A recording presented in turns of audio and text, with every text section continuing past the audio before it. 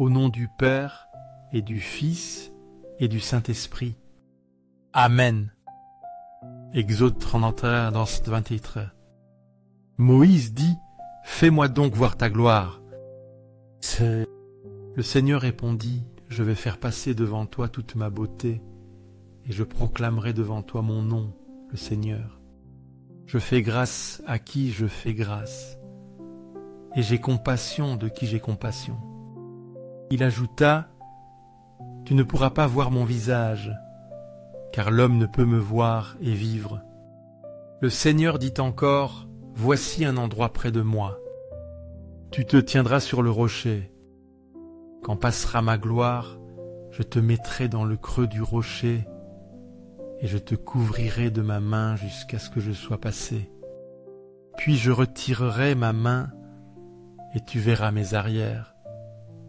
Mais mon visage, personne ne peut le voir. » Ce passage de l'Exode évoque le désir de Moïse de voir la gloire de Dieu. Comme Moïse, nous cherchons à voir Dieu. Nous devons comprendre que sa gloire dépasse notre entendement. Dieu permet à Moïse de voir un reflet de sa gloire. Cela souligne qu'une rencontre directe est impossible. Dans l'Eucharistie, nous avons une rencontre voilée avec Dieu. C'est un avant-goût de sa gloire adapté à nous.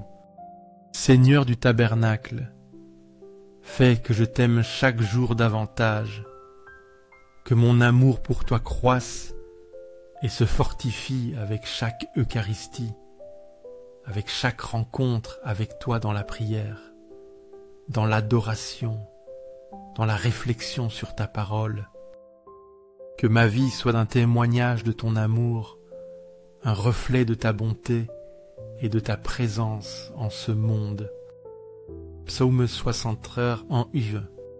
Dieu, tu es mon Dieu, je te cherche dès l'aube. Mon âme a soif de toi, après toi languit ma chair, terre aride, altérée, sans eau. Oui, je t'ai contemplé au sanctuaire, et j'ai vu ta force et ta gloire. Ton amour vaut mieux que la vie. Mes lèvres diront ta louange. Toute ma vie, je vais te bénir, lever les mains en invoquant ton nom. Comme par un festin plantureux, mon âme sera rassasiée. La joie sur les lèvres, ma bouche chantera ta louange. Sur ma couche, je me souviens de toi, au long des nuits, je te médite. Oui, tu es venu à mon secours, je jubile à l'ombre de tes ailes. Mon âme s'attache à toi, ta droite me soutient. Le psaume 63 exprime une soif profonde de Dieu. Le psalmiste désire Dieu comme une terre sèche désire l'eau. Cette soif est étanchée en contemplant Dieu au sanctuaire. Il y expérimente sa force et sa gloire. L'Eucharistie est notre sanctuaire. Nous y rencontrons l'amour de Dieu, meilleur que la vie. Nos âmes sont rassasiées comme d'un festin en le recevant. Nos cœurs débordent de louanges et de joie. Je t'adore, Seigneur et Créateur, caché dans le très saint sacrement de l'autel. Je t'adore pour tous les travaux humains, pour toutes les luttes, pour toutes les joies et souffrances que vivent tes enfants sur cette terre. Dans chaque effort humain, je vois ta main, ta guidance aimante, qui ne nous laisse jamais seuls, qui est toujours avec nous, même dans les moments les plus difficiles. Toi qui as répandu tant de beauté sur la terre, qui as créé un monde plein de merveilles, qui nous parle de ta grandeur, de ton amour infini pour chacun de nous. Bien que ces belles choses ne soient qu'un pâle reflet de toi, car tu es la beauté incomparable, je te reconnais dans la création, dans la nature, dans chaque visage humain. Mais au-delà de tout cela, je te reconnais dans le très saint sacrement, où tu t'es caché, où tu as voilé ta gloire sous les apparences du pain consacré. Mes yeux illuminés par la foi t'atteignent, te voient, t'adorent, et mon âme se prosterne devant toi, mon Créateur, mon bien suprême, mon tout. Mon cœur est complètement immergé dans la prière et l'adoration, ô Jésus sacramentel, car je sais qu'en ce petit fragment de pain, c'est toi, le roi des rois, le Seigneur des seigneurs, le Fils de Dieu fait homme, qui se livre à nous dans chaque Eucharistie pour être notre aliment, notre force, notre consolation. Jean 17, 5. Après avoir ainsi parlé, Jésus leva les yeux au ciel et dit : Père, l'heure est venue, glorifie ton Fils afin que le Fils te glorifie. Ainsi, comme tu lui as donné pouvoir sur tout être de chair, il donnera la vie éternelle à tous ceux que tu lui as donnés.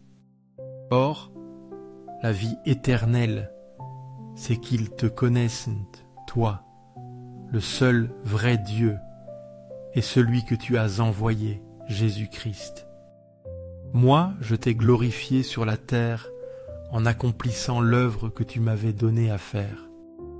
Et maintenant, Père, glorifie-moi auprès de toi de la gloire que j'avais auprès de toi avant que le monde existe. Dans Jean 17, Jésus prie pour sa glorification. Elle est liée à la glorification du Père. Il parle de la vie éternelle comme connaître Dieu et Jésus-Christ. Jésus accomplit l'œuvre que le Père lui a donnée. Dans l'Eucharistie, Jésus continue de glorifier le Père. Il nous offre la vie éternelle. Il demande la gloire qu'il avait avant le monde. Cela nous rappelle sa nature divine voilée dans le sacrement. Aux cieux et sur la terre, soit à jamais loué le cœur aimant de Jésus sacramentel.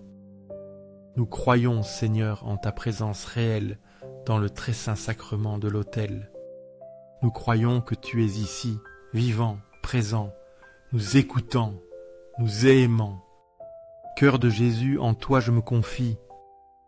Cœur de Jésus, ardent d'amour pour nous, enflamme nos cœurs en ton amour, pour que nous puissions t'aimer comme tu le mérites, pour que nous puissions répondre à ton amour de tout notre être. Cœur de Jésus, convertis les pauvres blasphémateurs, ceux qui ne te connaissent pas, qui ne t'aiment pas, qui te rejettent ou t'ignorent. Cœur de Jésus, que ton amour soit connu, que tous les hommes et femmes de ce monde puissent expérimenter la douceur de ton amour, la paix que seul toi peux donner. Témoignage d'amour. Cœur de Jésus, que je t'aime et te fasse aimer, que ma vie soit un témoignage vivant de ton amour, une invitation pour que d'autres aussi s'approchent de toi, te connaissent et t'aiment. Cœur divin de Jésus, convertis les pécheurs, sauve les mourants, libère les âmes et saintes du purgatoire. Cœur eucharistique de Jésus, augmente en nous la foi, l'espérance et la charité, les trois vertus théologales qui nous unissent plus étroitement à toi. Cœur sacré de Jésus, aie pitié de nous, de nos faiblesses, de nos fautes, de nos chutes. Doux cœur de Jésus, sois mon amour, sois la raison de mon existence, sois mon guide en cette vie et mon espérance dans la vie éternelle. Doux cœur de Jésus, aie pitié de nous et de nos frères errants, ceux qui ont perdu le chemin, qui sont tombés dans le péché, qui se sont éloignés de toi. Doux cœur de mon Jésus, fais que je t'aime toujours plus et plus, que chaque jour mon amour pour toi grandisse, que jamais je ne me lasse de te chercher, de t'adorer, de te servir. Gloire, amour et gratitude au sacré cœur de Jésus, qui nous a aimés jusqu'à l'extrême, qui a donné sa vie pour nous, qui qui continue de se donner à nous dans chaque Eucharistie. Au cœur d'amour, je mets toute ma confiance en toi, car je crains tout de ma faiblesse, mais j'espère tout de ta bonté infinie. Sacré cœur de Jésus, aie pitié de nous. Sacré cœur de Jésus, réconforté dans ton agonie par un ange, réconforte-nous dans nos épreuves, dans nos difficultés, dans nos agonies. Sacré cœur de Jésus, je crois en ton amour pour moi. Je crois que tu m'aimes, que tu es avec moi, que jamais tu ne m'abandonneras. Sacré cœur de Jésus, protège nos familles, jeunes, enfants et anciens, garde-les sous ton manteau, défends-les de tout mal, remplis-les de ta grâce. Sacré cœur de Jésus, sois connu, sois aimé, sois imité par tous les hommes, que ton règne vienne à nous, que ta volonté soit faite dans nos vies. Sacré cœur de Jésus, je me donne à toi par Marie, ta mère et notre mère, qui nous conduit toujours à toi.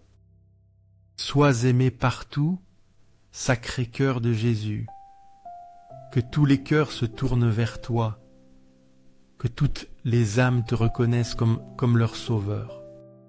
Tout pour toi, cœur sacré de Jésus. Cœur doux de Marie, prépare-nous un chemin sûr, guide-nous sur le sentier du salut, conduis-nous à ton Fils Jésus.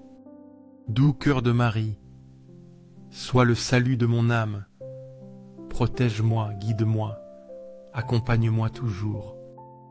Doux cœur de Marie, sois notre salut, sois notre espérance, sois notre consolation en cette vie et dans la prochaine. Très saint sacrement de l'autel, je crois en toi, je t'adore, j'espère en toi et je t'aime. Je te demande pardon pour ceux qui ne croient pas en toi, ne t'adorent pas, n'espèrent pas en toi et ne t'aiment pas non plus. Philippiens 7:14. Mais ces avantages que j'avais, je les ai considérés comme une perte à cause du Christ. Oui, je considère même que tout est perte à cause de ce bien supérieur qu'est la connaissance du Christ Jésus, mon Seigneur. À cause de lui, j'ai tout perdu et je considère tout comme ordure, afin de gagner le Christ et d'être trouvé en lui, non pas avec ma justice à moi, celle qui vient de la loi, mais avec celle qui vient de la foi au Christ, la justice qui vient de Dieu et qui est fondée sur la foi.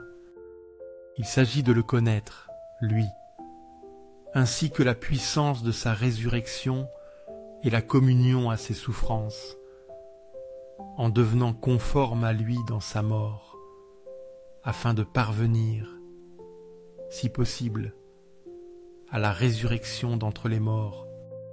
Je n'ai pas déjà atteint le but, je ne suis pas déjà parfait, mais je poursuis ma course pour saisir, puisque j'ai moi-même été saisi par le Christ Jésus. Frère, je ne pense pas avoir déjà saisi le but.